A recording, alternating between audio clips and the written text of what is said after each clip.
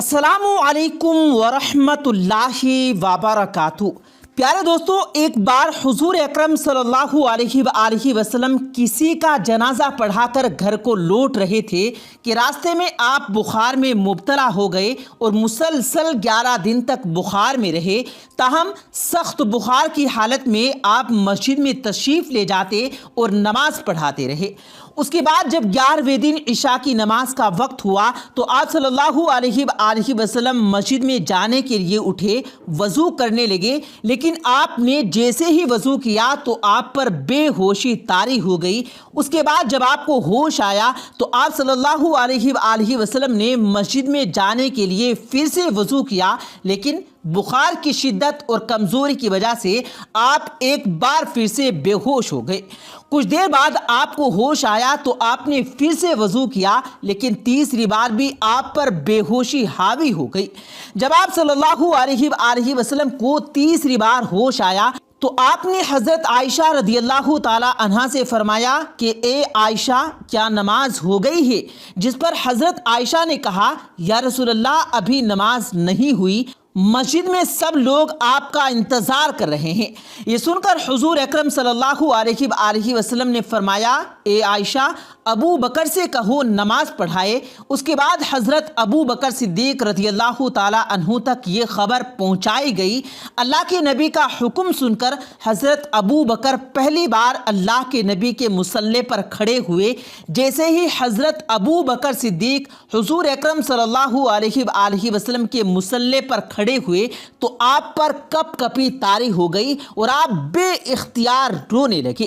جب حضرت ابو بکر کے رونے کی آواز حضور اکرم صلی اللہ علیہ وآلہ وسلم کے کانوں میں پڑی تو آپ نے تمام حجت جمع کی اور مسجد میں تشریف لے گئے اور بیٹھ کر نماز پڑھائی۔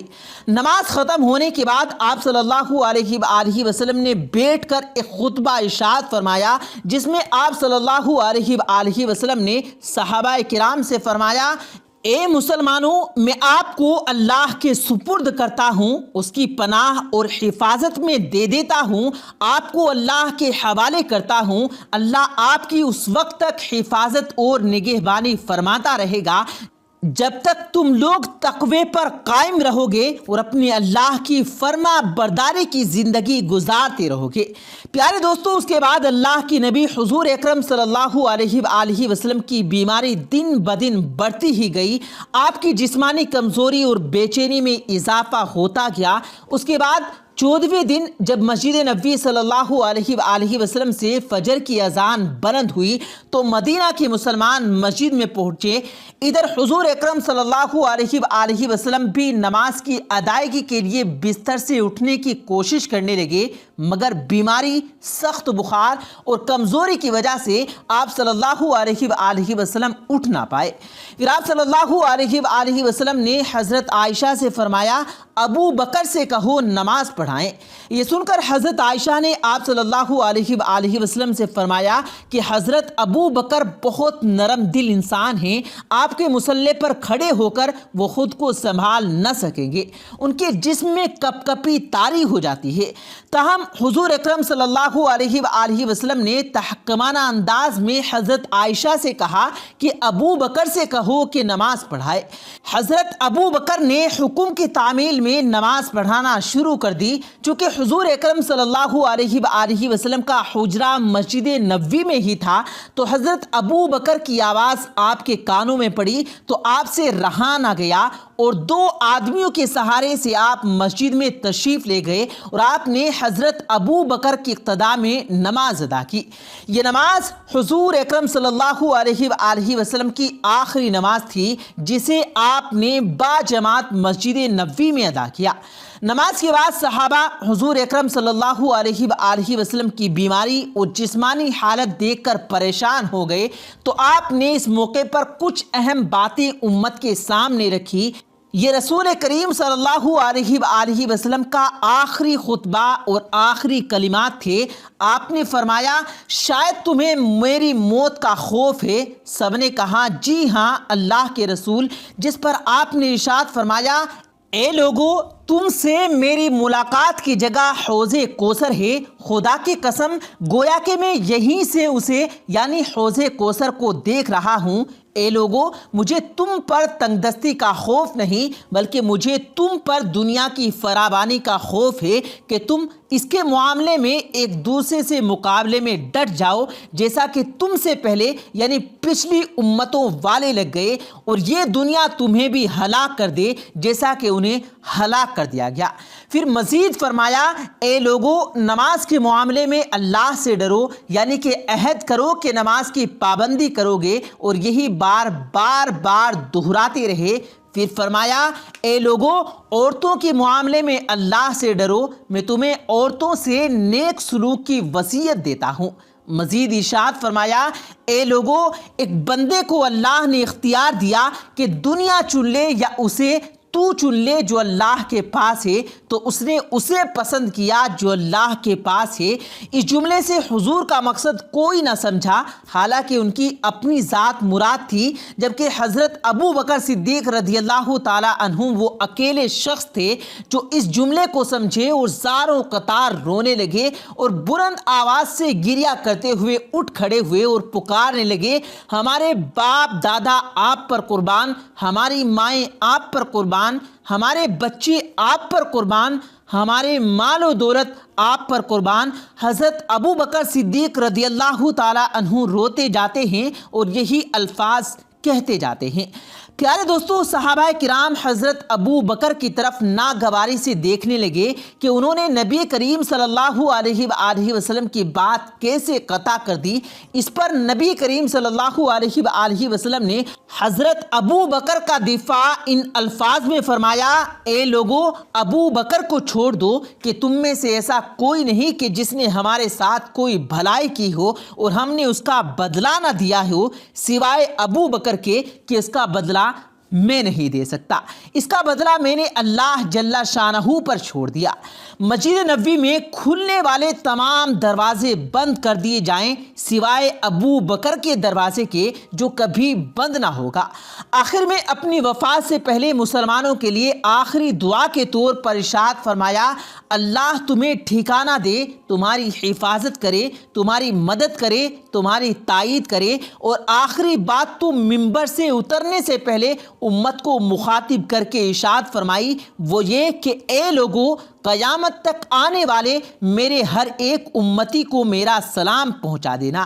پھر حضرت صلی اللہ علیہ وآلہ وسلم کو دوبارہ سہارے سے اٹھا کر گھر لے جایا گیا۔ ام المؤمنین حضرت عائشہ صدیقہ رضی اللہ تعالی عنہا مزید ارشاد فرماتی ہیں، پھر آپ صلی اللہ علیہ وآلہ وسلم کی بیٹی حضرت فاطمہ تشریف لائی اور آتے ہی رو پڑی کہ نبی کریم صلی اللہ علیہ وآلہ وسلم اٹھ نہ سکے، کیونکہ نبی کریم صلی اللہ علیہ وآلہ وسلم کا معمول تھا کہ جب بھی فاطمہ رضی اللہ تعالی عنہا تشریف لاتی تو حضور اکرم صلی اللہ علیہ وآلہ وسلم ان کے ماتھے پر بوسہ دیتے تھے۔ حضور اکرم صلی اللہ علیہ وآلہ وسلم نے فرمایا، اے فاطمہ قریب آ جاؤ۔ پھر حضور اکرم صلی اللہ علیہ وآلہ وسلم نے ان کے کان میں کوئی بات کہی تو حضرت فاطمہ اور زیادہ رونے لگی۔ انہیں اس طرح روتا ہوا دیکھ کر حضور اکرم صلی اللہ علیہ وآلہ وسلم نے فرمایا، اے فاطمہ قریب آؤ۔ دوبارہ ان کے کان میں کوئی بات ارشاد فرمائی تو وہ خوش ہونے لگی۔ حضور اکرم صلی اللہ علیہ وآلہ وسلم کے وصال کے بعد میں نے فاطمہ سلام اللہ علیہا سے پوچھا کہ وہ کیا بات تھی جس پر وہ روئی اور پھر خوشی کا اظہار کیا۔ سیدہ فاطمہ رضی اللہ تعالی عنہا کہنے لگی کہ پہلی بار جب میں قریب ہوئی تو فرمایا، فاطمہ میں آج رات اس دنیا سے کوچ کرنے والا ہوں، جس پر میں رو دی۔ جب انہوں نے مجھے بے تحاشا روتے ہوئے دیکھا تو فرمانے لگے، فاطمہ میرے اہل خانہ میں سب سے پہلے تم مجھ سے آ ملو گی، جس پر میں خوشی ہو گئی۔ پیارے دوستو، حضرت عائشہ رضی اللہ تعالی عنہا فرماتی ہیں، پھر حضرت صلی اللہ علیہ وآلہ وسلم نے سب کو گھر سے باہر جانے کا حکم دے کر مجھے فرمایا، عائشہ میرے قریب آ جاؤ۔ حضرت صلی اللہ علیہ وآلہ وسلم نے ہاتھ آسمان کی طرف بلند کر کے فرمایا، مجھے وہ اعلیٰ اور عمدہ رفاقت پسند ہے، میں اللہ کی انبیاء، صدیقین، شہداء اور صالحین کی رفاقت کو اختیار کرتا ہوں۔ حضرت عائشہ رضی اللہ تعالیٰ عنہا فرماتی ہیں، میں سمجھ گئی کہ انہوں نے آخرت کو چن لیا ہے۔ جبرائیل علیہ السلام کی خدمت اقدس میں حاضر ہو کر گویا ہوئے، یا رسول اللہ، ملک الموت دروازے پر کھڑی شرف یار بھی چاہتے ہیں۔ آپ سے پہلے انہوں نے کسی سے اجازت نہیں مانگی تھی۔ آپ صلی اللہ علیہ وآلہ وسلم نے فرمایا، جبرائیل اسے آنے دو۔ ملک الموت نبی کریم صلی اللہ علیہ وآلہ وسلم کے گھر میں داخل ہوئے اور کہا، السلام علیکہ یا رسول اللہ، مجھے اللہ نے آپ کی چاہت جاننے کے لیے بھیجا ہے۔ کیا آپ دنیا میں رہنا چاہتے ہیں یا اللہ کے پاس جانا چاہتے ہیں؟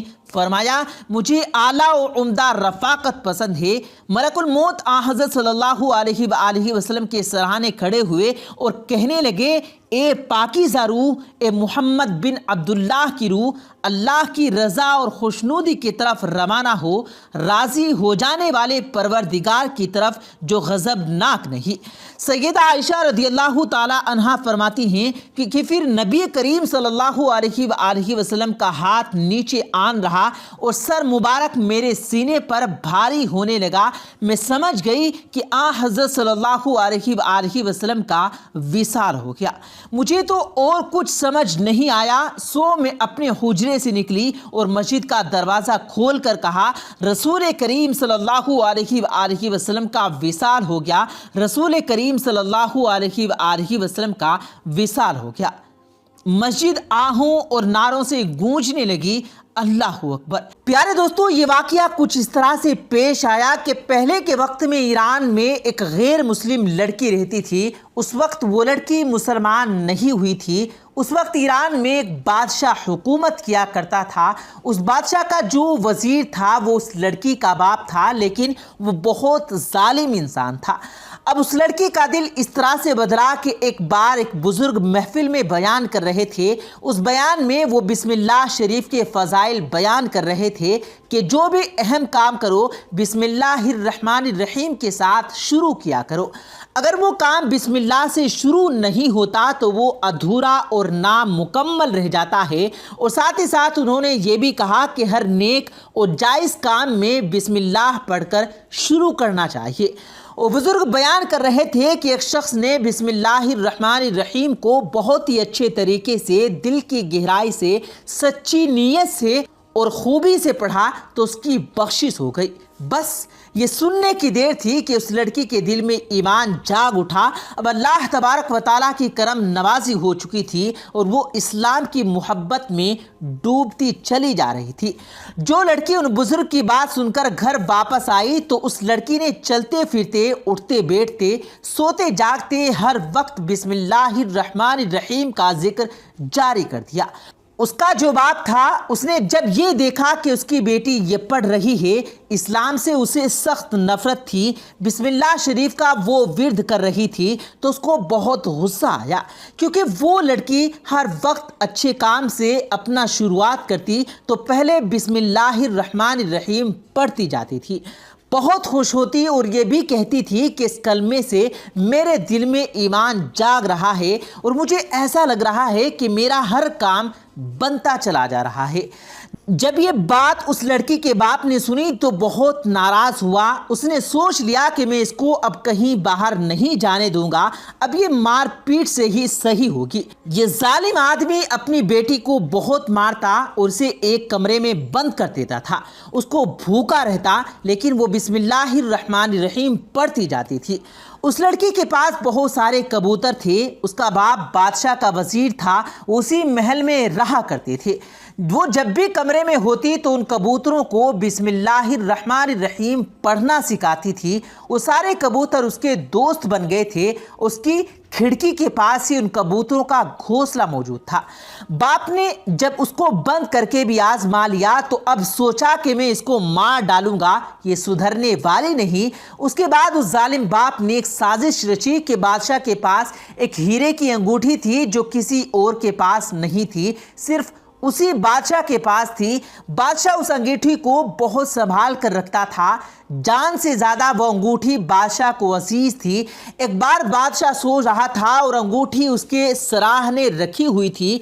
ये वजीर यानी उस लड़की का बाप चुपके चुपके कमरे में आया और वो अंगूठी उठाकर वहां से वापस चला गया।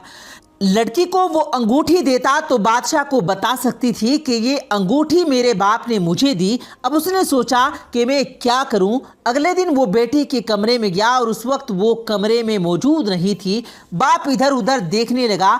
उसने सोचा कि ये जो कबूतरों का घोंसला है, इसके अंदर मैं ये अंगूठी छुपा देता हूं और सिपाहियों से कहूंगा कि इस घोंसले की भी चेकिंग कर लो, हो सकता है कि अंगूठी इसमें मौजूद हो। साजिश तो बहुत अच्छी रची थी उसने और चालाकी से भी काम किया था, लेकिन सब कुछ उसके मंसूबे के मुताबिक नहीं हो सका। वो लड़की अल्लाह का नाम लेने वाली थी। अल्लाह पाक अपने बंदों को कभी मायूस नहीं करता। लड़की को ये बात पता नहीं थी कि अंगूठी कबूतर के घोंसले में है। बादशाह ने जब देखा तो अंगूठी गायब थी। वो गुस्से से पागल हो गया। अपने सिपाहियों से बुलवाया और कहा कि जिस किसी ने भी मेरी अंगूठी चुराई है, फौरन उसका नाम मुझे ला कर दो। उस शख्स को पकड़ कर लाओ, मैं उसका सर तन से जुदा कर दूंगा। वजीर तो इसी मौके की ताक में था। कहने लगा, जान की अमान पाऊं तो बादशाह सलामत, मैं कुछ अर्ज करना चाहता हूं। आप बाहर के लोगों को क्यों देख रहे हैं? आपको सबसे पहले इसी महल में तलाशी शुरू करनी चाहिए। वो कहने लगा, क्या तुम्हें किसी पर शक है? तो उसने कहा, जी शक तो नहीं, लेकिन उसूल की बात है, पहले हमें अपने महल से ही ढूंढना चाहिए कि अक्सर लोग महल के ही गद्दार होते हैं। बादशाह ने कहा, बात तो तुम ठीक कह रहे हो, चलो फिर महल से ही तलाशी शुरू करते हैं। महल की तलाशी शुरू कर दी गई। जब सिपाही वजीर के बेटी के कमरे में पहुंचे तो अंगूठी वहां नहीं मिली। वजीर ने कहा कि इस घोंसले में भी देखो, लेकिन उन्हें कहीं भी अंगूठी नहीं मिली। सिपाही तो सोच नहीं सकता था कि एक बाप अपनी बेटी का इतना बड़ा दुश्मन भी हो सकता है, चूंकि बादशाह के जरिए उसे कत्ल करवाना चाहता है। सिपाहियों ने जब घोंसले में भी तलाशी कर ली तो अंगूठी वहां भी मौजूद नहीं थी। उसके बाद सिपाही उस वजीर के कमरे में पहुंचे तो क्या देखते हैं कि तकिए के ऊपर वो अंगूठी रखी हुई थी। सिपाहियों ने फौरन उस वजीर को, जालिम बाप को गिरफ्तार कर लिया और बादशाह के सामने लेकर गए। बादशाह ने कहा, अरे तू चोर है, तू इतने दिनों से गद्दारी कर रहा था, अब मैं तुझे माफ नहीं करूंगा। इतना कहकर बादशाह ने तलवार उठाई और एक ही झटके में उसका सर उसके जिस्म से जुदा कर दिया। तमाम दरबारी देख रहे थे, यहाँ तक कि वो लड़की भी देख रही थी। ये मंजर देखकर वो लड़की रोने लगी। उसको पता भी नहीं था कि उसका बाप इसका कितना बड़ा दुश्मन था।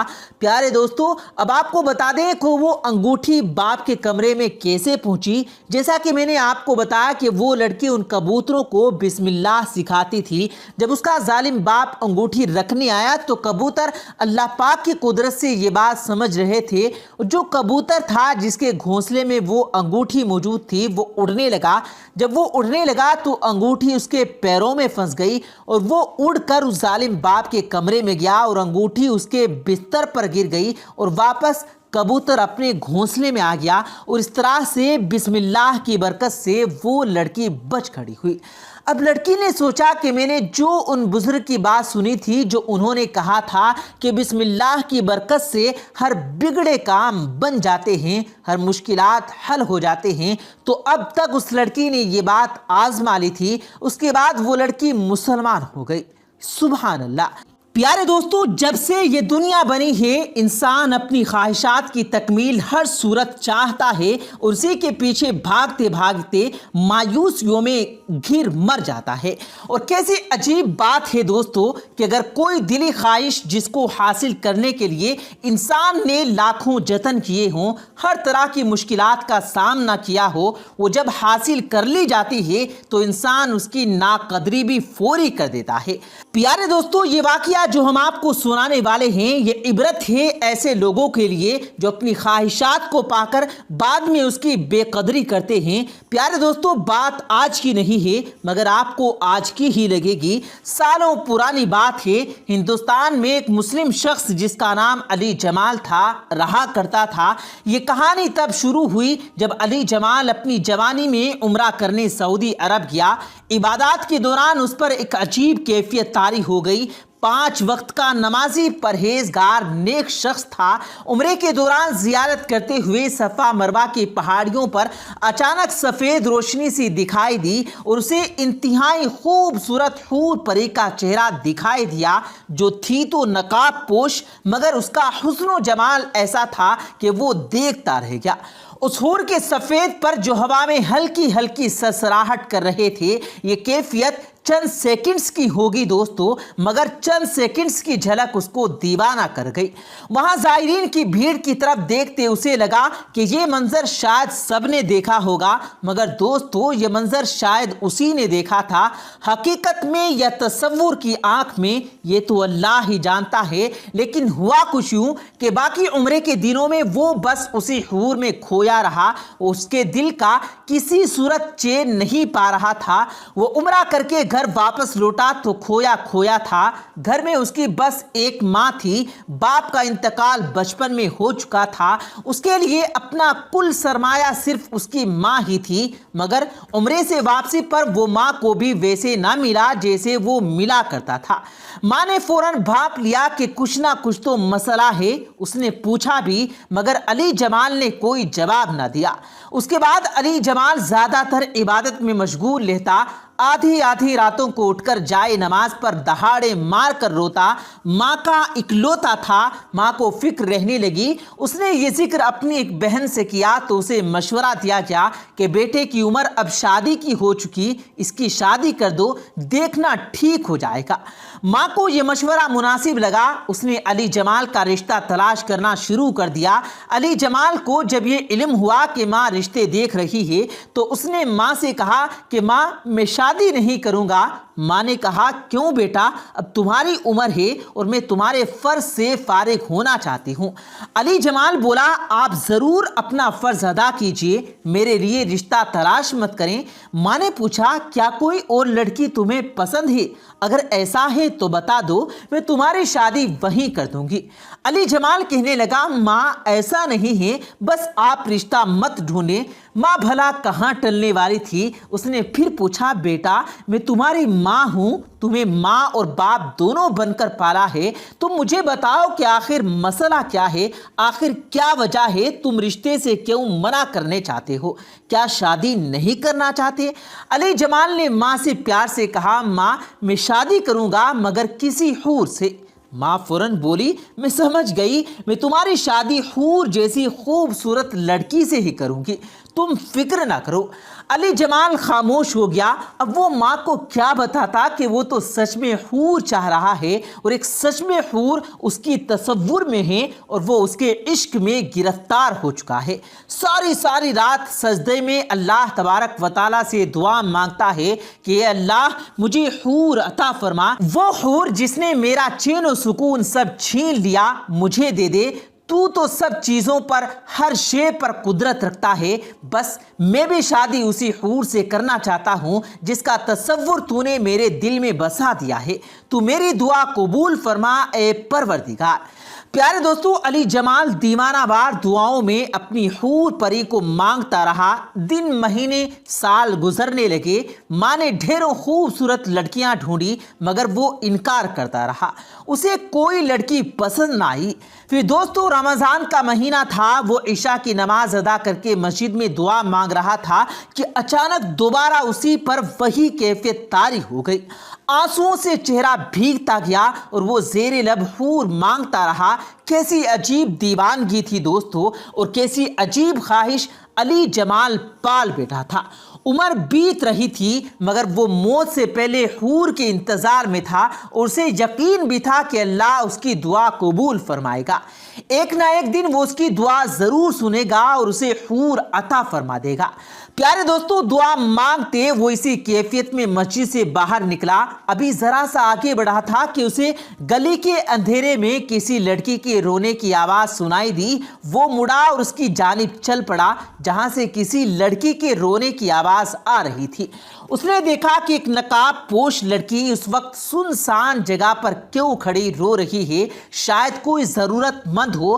یہ سوچ کر وہ لڑکی کے قریب ہوا اور تھوڑی سی روشنی جب اس لڑکی کے چہرے پر پڑی تو اس کے پاؤں سے زمین نکل گئی۔ یہ تو وہی اسی طرح کا چہرہ تھا جس کے عشق میں وہ دیوانہ ہو چکا تھا۔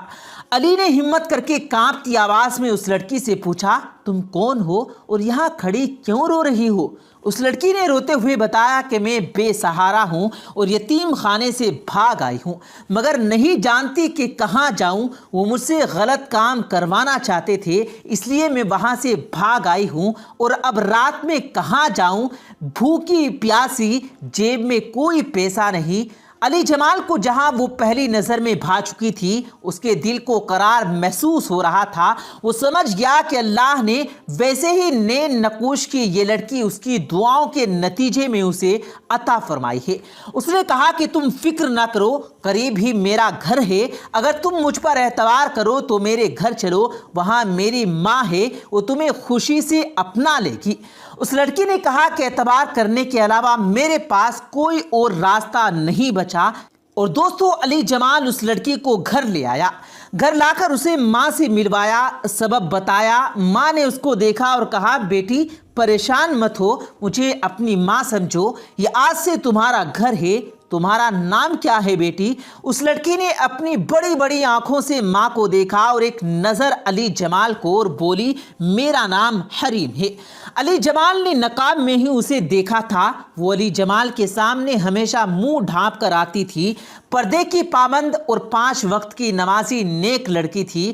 علی جمال نے کچھ دنوں کے بعد اپنی ماں سے کہا، ماں یہ لڑکی بہت نیک اور پاک باز ہے، میں ایسی ہی حور جیسی خوبصورت نیک لڑکی اپنے خدا سے مانگتا آیا ہوں، آپ چاہیں تو میری شادی اس لڑکی سے کر دیں۔ ماں نے سنا تو بے حد خوش ہو گئی، بیٹے کا ماتھا چوما اور اللہ کا شکر ادا کیا۔ ماں نے اسی وقت حریم سے بات کی جس پر اس نے شرما کر رضامندی کا اظہار کر دیا۔ پیارے دوستو، علی جمال اور حریم کی شادی ہو گئی۔ علی جمال نے پہلی رات جب اس کا پورا سراپا حسن و جمال دیکھا تو سجدے میں شکر ادا کیا کہ یہ میرے سوچ سے بھی زیادہ خوبصورت ہے۔ اس نے حریم کو دل سے محبت کی، اس کی ہر چیز کا خیال رکھا، اور حریم نے بھی علی جمال پر اپنی تمام محبتیں نچھاور کر دی۔ 5 سال دوستو کیسے بیتا علی جمال نہیں جانتا، اس کو بس لگا کہ جیسے وقت کو پر لگ گئے ہوں اور وہ اڑ گیا ہو۔ 5 سالوں میں اللہ تعالیٰ نے اسے ہر چیز سے نوازا جس کی ایک انسان تمنا کر سکتا تھا، مگر اولاد نہیں ہو پائی۔ ماں نے 5 سال صبر کیا، مگر اب اس کا صبر کا پیمانہ ٹوٹنے لگا، کیونکہ اس کو اپنی بیٹی سے نسل کی خواہش تھی۔ اس نے بیٹے سے بات کی۔ بیٹے نے کہا، ماں یہ تو اللہ کی دین ہے، اللہ جب چاہے اولاد سے نواز دے گا، آپ فکر مت کریں۔ مگر دوستو اولاد کو لے کر آئے دن علی کی ماں بات کرنے لگی اور دونوں کی محبت میں اب ویسی کڑوی باتیں شامل ہونے لگی۔ 2 سال اور گزرے تو ماں نے کہا، بیٹا یہ لڑکی مجھے بانجھ لگتی ہے، میں اپنی زندگی میں تیری اولاد دیکھنا چاہتی ہوں، تو دوسری شادی کر لے۔ علی جمال نے کہا، نہیں ماں، ایسا سوچنا بھی مت، مجھے حریم سے محبت ہے، اولاد ہوگی تو اسی سے ہوگی، ورنہ میں کبھی بھی اس کا دل نہیں توڑوں گا۔ مگر ماں نے تو جیسے اس بات کی ضد پکڑ لی تھی، اب دونوں میں تھوڑی خفگی آ گئی۔